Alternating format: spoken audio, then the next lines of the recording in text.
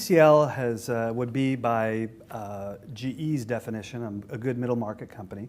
We're based in Dubai, United Arab Emirates, and we provide multiple services from construction to base operations, life support, internet. So we're kind of a total solution company that really focuses on post-conflict, or what we call emerging markets, which are not Russia, Brazil, China, or India, but probably more along the lines of Kenya, Afghanistan, Mongolia, what we call true emerging markets. The majority of our operations are in Afghanistan, which we've been there for 9 years, and that's kind of the driving force of our operations in support of U.S. initiatives, the military, State Department, and really building Afghan businesses vis-a-vis those two organizations.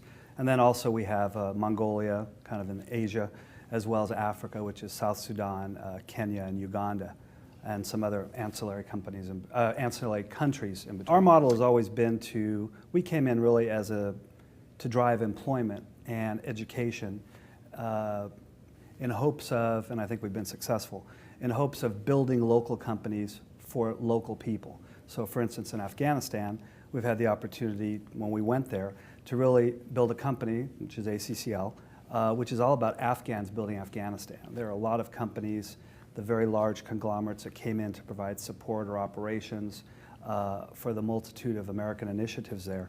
But we were the only ones who actually started and built an Afghan company to do that. So at this point in time, we're employing close to 3,000 people, one of the largest employers in Afghanistan, and it's purely been organic. Mongolia, very similar. We're a Mongolian company. Kenya, we're a Kenyan company. So we try to build local companies that will last much longer than any particular project that would go forward. It is about engaging with local employees, which you build over years, and then being able to use our concept of providing employment and job opportunities to counteract what other companies would do, which is just to come in and get the money, of which corruption then feels like they need to take a grab at. So we kind of see ourselves as a social stability type of a company, which government entities or other entities that would really apply corruption to what we do actually see us as a benefit to their country rather than just a company coming in to make money. So it's a challenge every day, no doubt. Mongolia, we tried to take our concept of building and operating bases for the U.S. military in Afghanistan and Africa and other places to really the mining industry. And the mining industry is a huge opportunity in Mongolia. So basically building base operations and building mining camp operations are very similar. So we're trying to transition from either U.S. government or UN type work into the commercial market with mining companies in Mongolia by building a Mongolian company to deliver services like building bases, feeding people, providing satellite internet service, towards their growth. And that growth is quite large given the propensity for ongoing mining operations, which could probably reach in the multi-trillion dollars over the next 10 years. I started out my career with Bechtel Corporation, which is a very big, obviously one of the biggest construction engineering companies in the world. And one of the things I realized through that is that business can be and should be a force for good in places where they do business, especially emerging markets. One of the nice benefits of being successful in that particular industry in Afghanistan is that I actually have a chance to use my money to develop programs that I think are very exciting and that can actually make a difference. One of the major ones that I've had the opportunity to be involved with is a group called Skateistan, which is, we built the largest indoor skateboarding park in Southeast Asia in Afghanistan.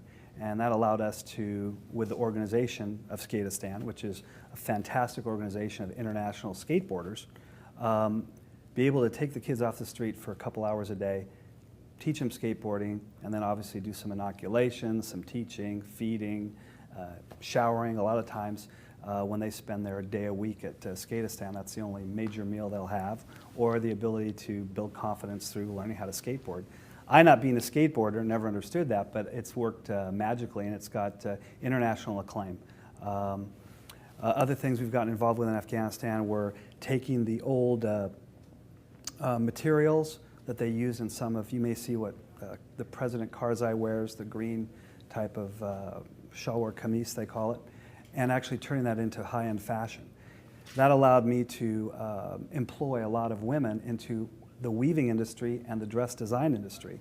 And it provided jobs, and it also allowed them to pull their culture, bring out some of their old culture into markets, and they're being sold on runways from New York to Paris and Brussels. So those kind of things have high impact, and being on the ground, I understand the value of them. So I've been very blessed to be able to do that. I found this conference very interesting on a number of fronts, and one of them is the definition of emerging markets, according to GE and Deloitte, and rightly so, because that's what people see here in the U.S. Emerging markets are places like Brazil, Russia, India, and China. In fact, they're really what someone at the table with me coined, where they are emerged markets. The emerging markets are places like Uganda, Kenya, Afghanistan, Mongolia, Yemen, where